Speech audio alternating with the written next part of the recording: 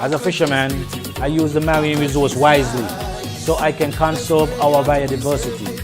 So I can fish for life.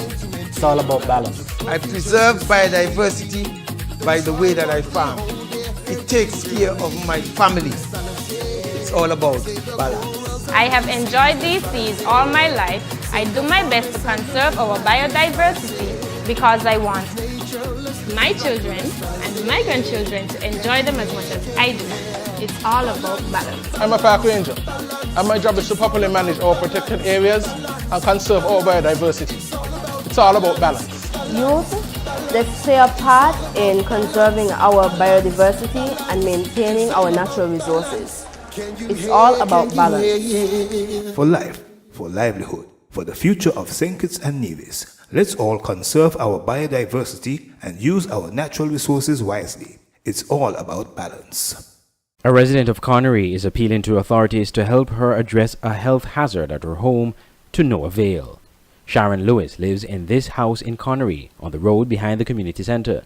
She lives downstairs, but the upper floor has been occupied by persons she accuses of hoarding garbage and undesirables inside the house. The stored garbage is apparently having an adverse effect on Miss Lewis's abode downstairs, which is developing mold and affecting her health. I have mold, the mold coming from upstairs, so apparently upstairs leaking, and I've been trying to get some help from health department since last year, about September. Mr. Hamilton was here, I've shown him about this here, and he telling me I must get rid of the tenants them upstairs. Now I made to understand that he could have done something about it, because that is his department. I get in contact with Joe Main Lake. He was here, he see the situation. He telling me I must tell them why is what. I tell him, well, then they ain't gonna listen to me, so I need you to go upstairs and tell them why is what they need to do. And he said he don't need to do that, and he never did. And this was when? Since about last year, September. Interestingly, Miss Lewis does not own the house, but told SK Newsline she has been living there for almost 20 years. She's not sure who owns the house, as she was living there with someone who was renting the house from the owner. That person no longer lives there, and according to Lewis, she does not know who the real owner is. She said she offered the persons living upstairs the opportunity to live at the house after their home in another community was destroyed by fire some years ago. How long have you been living here? About 20 years. And these people upstairs, who are they? Some people that live in the village also. The house got burned down a couple of years ago, and they had nowhere to go. So I offer for them to go upstairs and stay upstairs since nobody was living up there at the time. And you have been renting this place?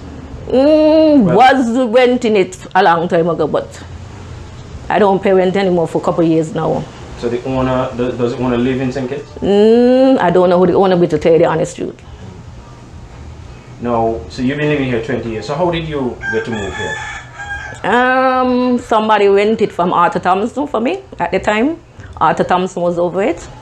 He was the supervisor for the place, or the owner, or overseer? He was just looking over it. Okay. So you've been here for 20 years? Yep.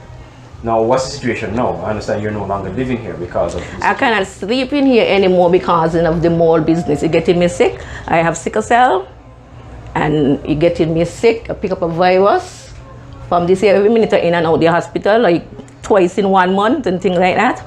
So.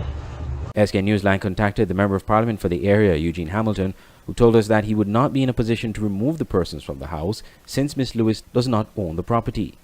We also contacted the Environmental Health Department on more than one occasion and was promised that the matter would be looked into.